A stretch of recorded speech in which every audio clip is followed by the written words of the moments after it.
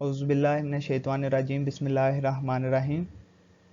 My name is Muhammad Awab and my roll number is 17 NTU 1178. Section is BScs Evening, semester is 6th, and the subject of the presentation is web application development, and the topic of presentation is RESTful APIs, and this is a mid assessment presentation. Now move on our topic. Today, our today's agenda is what is REST API, features of REST API, principles of REST API, and methods of REST API. And we will discuss them one by one.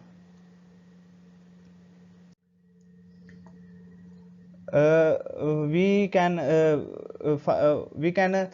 see what is first we can see what is API for the better understanding of REST API.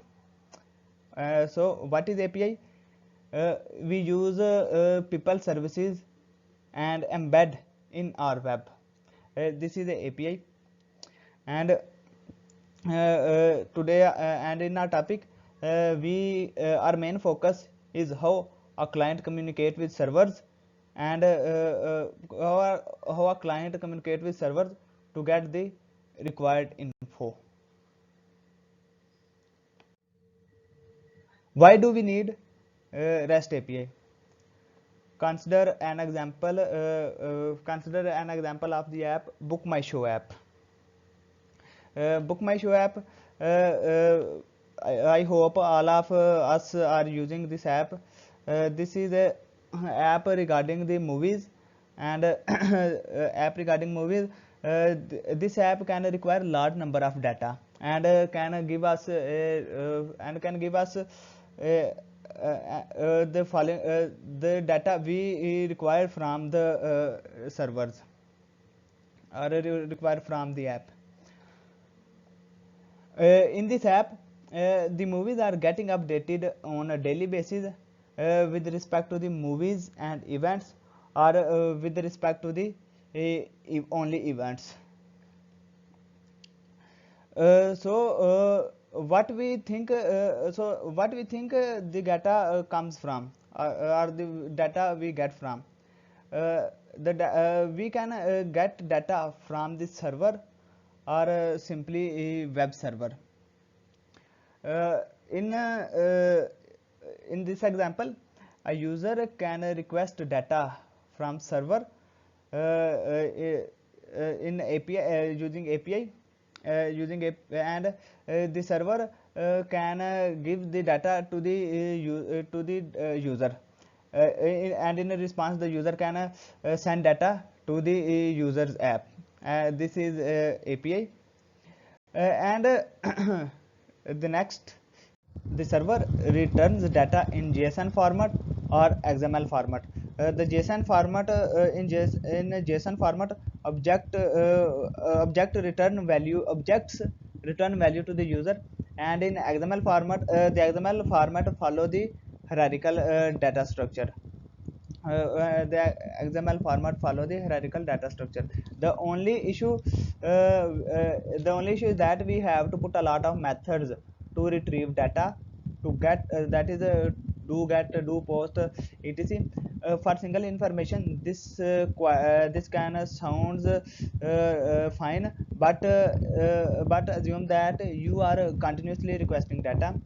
This becomes difficult with the API, and this can be easily done with REST API.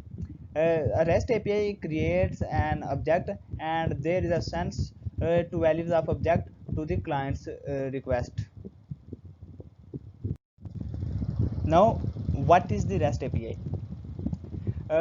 You can just create an object of data requested by the user and sets the value of the object in response to the user. For example, you searched for a specific movie, that is Titanic, at place at Lahore, and cinema is Cineplex at 10 p.m.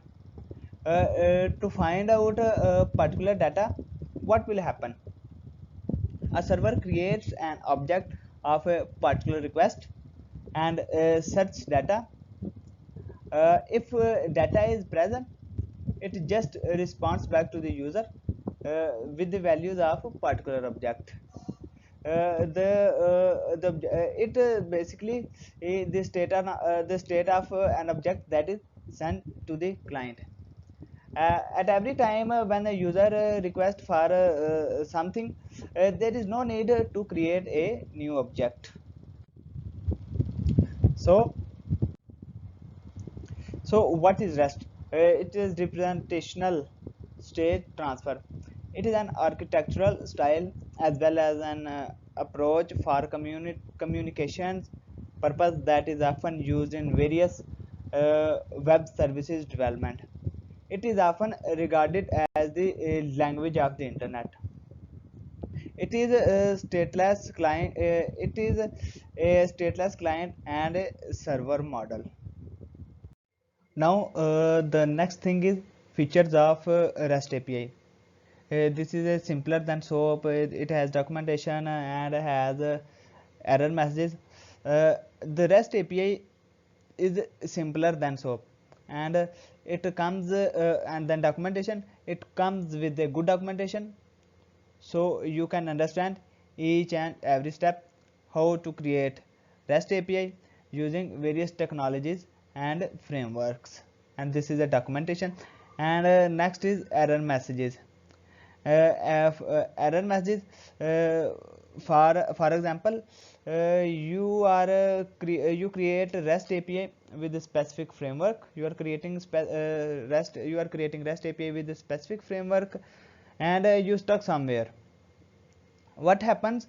You can get proper error message about error, so you can understand the error and can resolve the issue. And here there are the principles of REST API. First is stateless, then client server, next is uniform interface, then cacheable, and layered system, and then code on demand. First one is stateless. When a request sent from client to server, it contains all information that are required to understand it, that is URL, query string pattern, or header. URL is used for identification of the resource. Coming to client server, it has a client server has a uniform interface, and it can enhance the scalability of this server. And the next one is uniform interface. To obtain the uniformity of application, REST has defined four interfaces, that is resource identification, resource manipulation, and hypermedia. Now turn to cacheable. Cacheable, in order to perform better performance, the application are often made as cacheable. It is done by labeling response from server as cacheable or non-cacheable, the implicitly or explicitly. Now the next is layered system. Layered system architecture allows an application to be postable by limiting the component behavior. This architecture also help in enhancing app security. And the last one is code on demand. Code on demand is an optional constant and is used the least. And here the last thing is methods of REST API. There is a resource. A resource is something that a client wants to know. Here CRUD means create resource, read resource, update resource, and delete resource.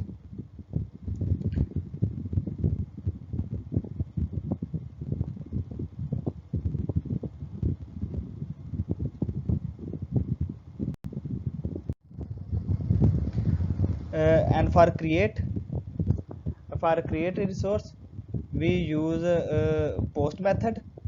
For read a resource, we use get method. For update a resource, we use put. And for delete a resource, we use delete. All these methods, that is post, get, put, and delete, are HTTP methods. Thanks. जी उम्मीद करता हूँ कि मैंने अपनी पूरी कोशिश की है इस टॉपिक को एक्सप्लेन करने की। जी शुक्रिया, अल्लाह हाफिज़।